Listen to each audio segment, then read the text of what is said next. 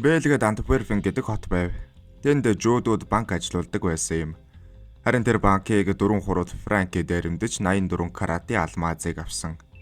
Надаас яагаад 4 хуруутай юм гэж асуух хэрэггүй шүү. Энэ бол snatch. Франки алмазыг аваад эхлээд Лондон орох ёстой. Тэндээсээ Нью-Йорк руу явна.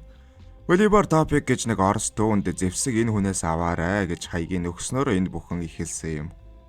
Зевсгийн 8-чин Сэлэн Борис гэдэг нэршгэ хүнд гараа. Харин Топик би чамруу 4 хурууд франкиг явуулсан. Цаадах чинь алмазтай юу? Чи юу хийхээ мэдэж байгаа үсттэй. Нэмээд хэлэхэд тэр мөрийтэй тоглоомд нугасгүй гинэ. Лондонд франк алмазыг өндөр үнээр авах хүн хайж эхэлдэг. Энэ үед Нью-Йоркийн аавы наадга манай ах толгой доогд үзүүлээ. Цаа чин л иймэрхүү юм шинжиж чадна гин. Толгой доог нэрэл буруу гарын бараа наашин цааш нь гаргаж сурсан нөхөр юм байлээ. Бас өөрийгөө жууд гэж боддог. Түүний хоёр ихэр охинч тэгж боддог байх. Нөгөө талдаа Франки бууга авч байлаа. Борис түүнд үнгүй буу өгөөд орондоо нэг хууль бус тулаан дээр мөрий тавиад өгөө. Би хэн ялахыг нь мэднэ гэдэг. Франки татгалзаж чадахгүй.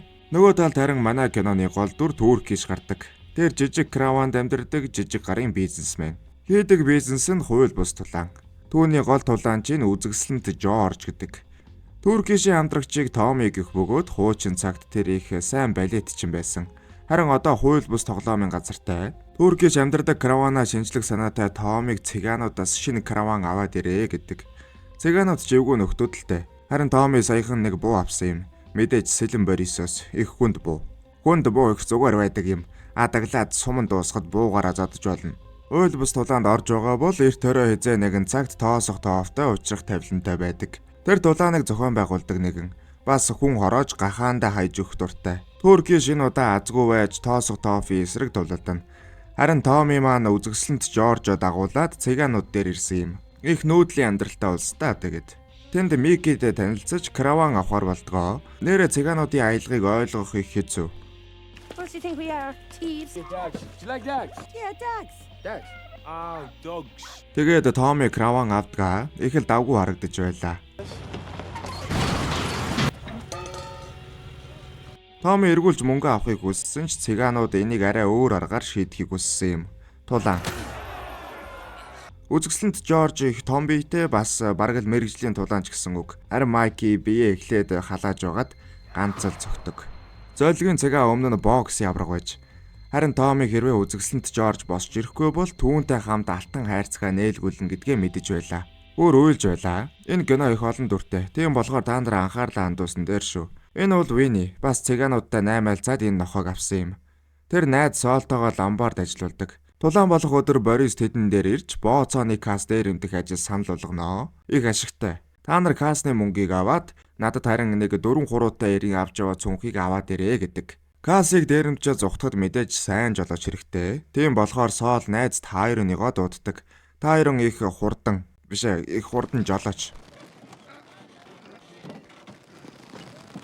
Тэгээд бооцоо тавих кассын газрын өмнө ирдгээ. Тэгэхдээ санаандгүй ардаа байсан машиныг мөргөөд арын хаалгын таглаа зогсчихдог.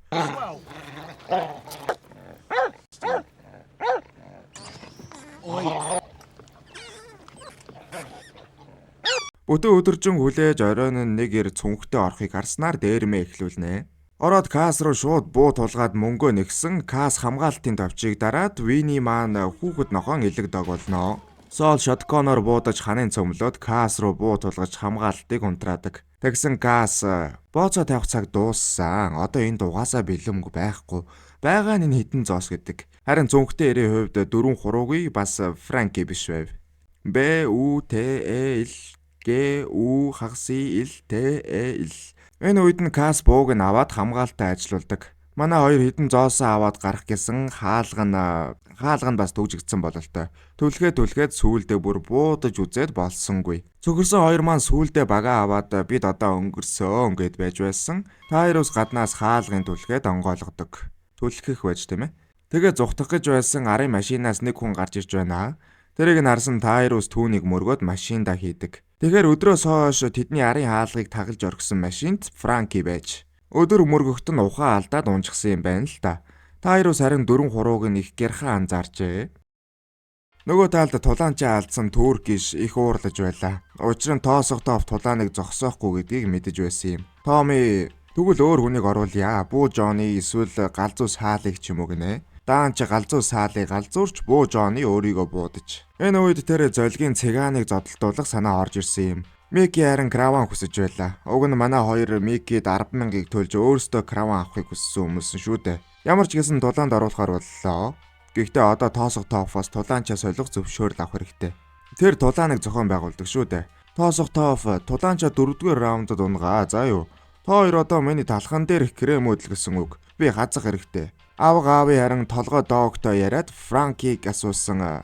Өдөр надтай хальт уулзсан. Бэлэн мөнгө аваад явсан. Дараа нь алмаа азны асуудлаа шийднэ гэсэн гинэ. Франкийг хуйлбас тулаанд мөрий тавихаар явсан мэдсэн аавын үхтлээ уурлаж байгаа юм. Чи тэрнийг яагаад 4-3 Франки гэдгийг мэдхүү? Учир нь тэр золгийн мөрий тавьдаг юм. Ингээд аавын маань Нью-Йоркоос Лондонд руу явж өөрийн биеэр Франкийг олохоор ирдэг. Тэгээд хуйлбас тулаан болох газар руу явнаа. Зөвшөөрлөө ирхмэ. Мэднэ, тийм болохоор л бид энд байгаа юм. Цаашаа дахиад явсан. Зөвшөөрлөө ирхмэ. Мэднэ, тийм болохоор л бид энд байгаа юм. Цаашаа дахиад явсан. Зөвшөөрлөө ирхмэ. Бид нар ер нь энэ золгийн газар руу орох нь дог. Тэгээд нэг юм орлоо. Тэнд тоосох тооф найзуудтайгаа уулзаж байна. Тэгэхээр мань хүн найзуудтай хэн ялахыг нь хэлж бооцоогоо наймаалцдаг юм байна. Туркиш дээр ч гэсэн ярьсан тулаан эхлэхийн өмнө Туркиш 4-р раундд унах хэрэгтэй шүү гэж хэлж гаргадаг. Нөгөө булангаас солиод Саня гарч ирэх бөгөөд тулаан эхэлбөөг юу Майки нэг цохиодол солиод Саняг унгаж байгаа юм. Бооцоогоо алдсан тоосох тооф болон түүний нөхөд мэдээж уурлнаа. Ийм юм болно гэж бодоогүй Туркиш тэр даруй тэндээс зүхтдаг. Тэгээд Томигийн тоглоомын газар нуусан байсан хэдэн төгрөгөө аваад зүхтах гэж байсан тоосох тооф аль хэдийнэ Туркишийг хүлээж байна. Тэгээд яг хөө боломж олгоё. Гэхдээ энэ удаа тэр цыгаан чинь жинхнээс 4-р раундд унах хэрэгтэй шүү гэдэг. Тэгээд манай Туркишийн хадгалсан хэдийг аваад явчихж байгаа юм. Нөгөө талд саал тэргүүтээ нөхөд бас бооцооны кассыг төвөөсөн штэ. Тэр нөхдүүдийг бас олоо гэж тоосох тооф хүмүүстэй даалгаж байгаа юм. Ядаж байхад манай гуравч нь гуруула камер дээр нүрээ харуулсан штэ. Энэ үед Сэлэн Борис бүтлгүй гурав дээр ирж уулзнаа.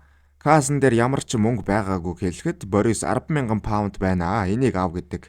Франкийг хулгайлсан шалтгаан нь мань хүн цүнхээ өөртөөгөө холбоцсон юм байна лээ. Дээрээс нь Вини алмазыг харуулад бид нар энэний талыг хүсэж байна. Гинэ Борис юу гэж тийм юм байх вэ дүүнэр ухааны юм ярьсан. Бид нар чамтай хуваах шаардлага байгаагүй шүү Борис гэд хэлчихдэг. Франки мэдээж энийг нь сонссон л байж таараа. Тэгээд Борис Франкийг алнаа. Вэнийг алмазаа өг гэсэн мань дураг алмазыг буцаага цүнх рүү нь хийцэн байдаг. Тэгвэл онгоолгоод өг гэсэн. Гэхдээ чи сая кодыг мэдж байсан ганц үнийг алчглаа. Энэ үед л бид яагаад Борисыг эвгүй гар гэдгийг мэднэ. Тэр шууд томоо заазуур гаргаж ирээд гарын тастаад цүнхийг авдаг. Манай хэдэд 10,000 паунд цогцос хоёрыг үлдээгээд явнаа. Маргааш нь Туркиш Томи хоёр сүрхий цэцэг бариад Микигийн ээжд өгч Микитэй уулзгаар ирдэг. Тэр дуулаа анд явчихжээ. Бага газар нь очиод дахиад тулааны санал тавилаа. Мики энэ удаа илүү том краван хүсэж байв. Тэрийг ээж тодорхой хэлдэг. The stylish house frame furniture. Right. The scar cushions. Just terrible parts to the party. Yeah. Чи сая юу хэлснийг ойлгосон уу? Тэгээд мөрөөцгөр болноо. Хэрвээ туулай баригдвал Мики үнгүү тололтно. Баригдахгүй бол Туркиш краваны өрөнд орохоор болдог. Яг гахаан хоол болсноос дээр л дээ. Үүнтэй зэрэгцээд тоосох тоофын хүмүүс тайруу нэг хөөдөг.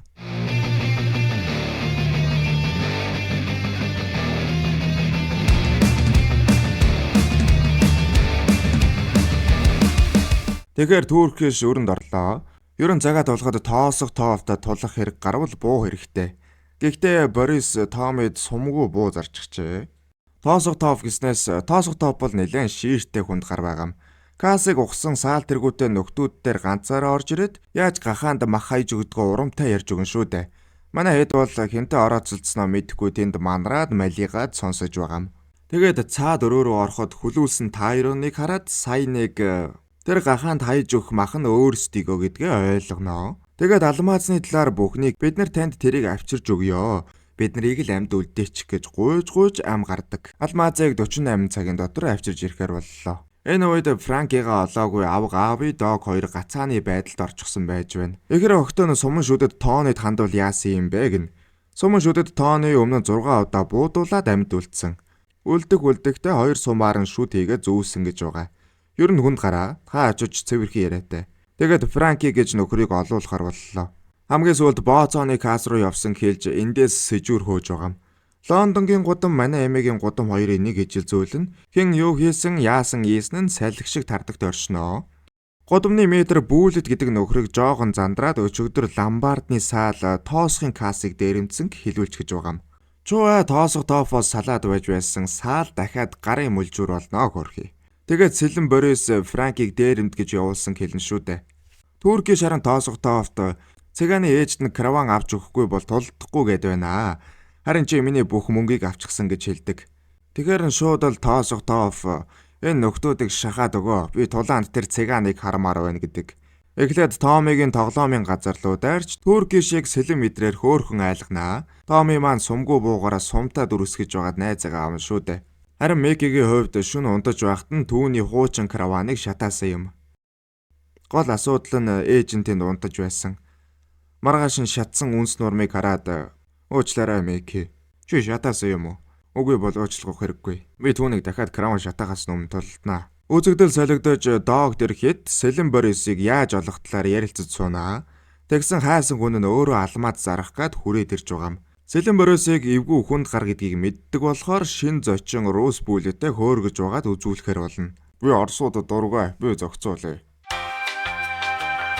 Тэр навшиг эхлээд ал. Дараа намайг янз руу хүргээрэй. Ямар ч гэсэн Сэлэн Борисоо барьжээ. Тэгээд гэрлүү нь очиод цүнхийг нухаж байгаад алмаазыг авдаг. Одоо Борисоо яхаа шийдчихвэл боллоо шүү дээ. Гэхдээ тэдний араас соол тэргүүтнүүд дагаж явнаа.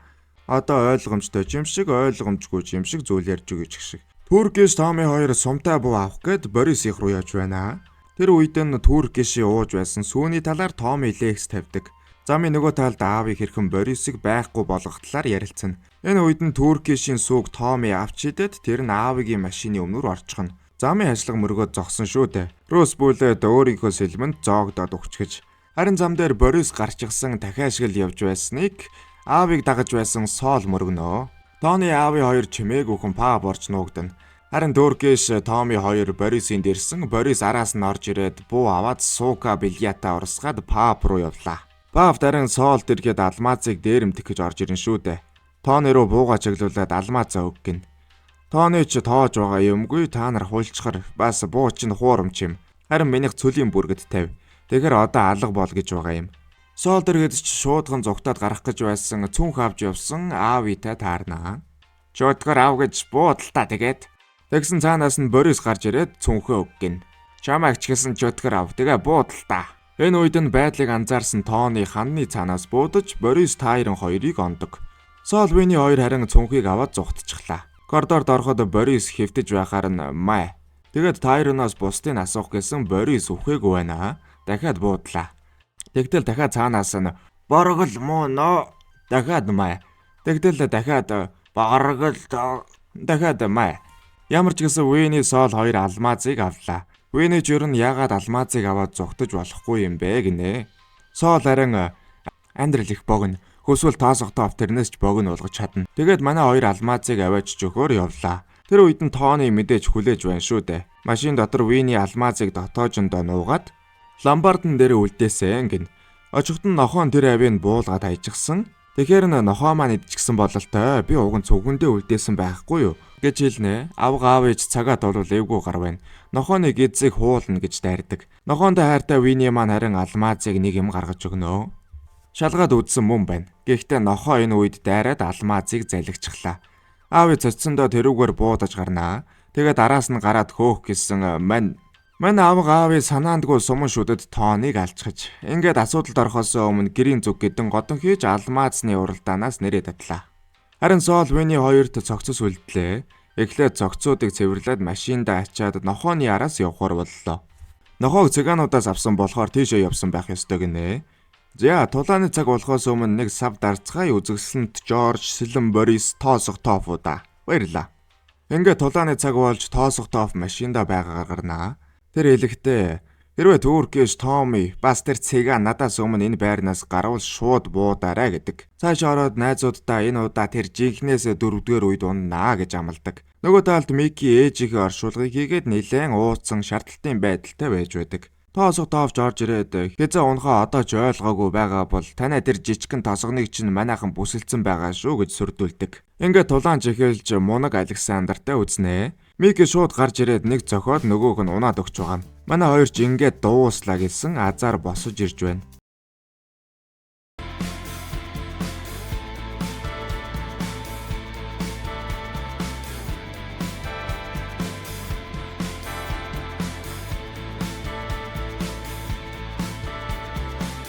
Дөрөвдүгээр үе эхлэхээс өмнө Туркиш битгий хэд хуурамч туллаа. Бас хэд хүнд байх хэрэггүй шүүгээд рингэн дээр гарганаа.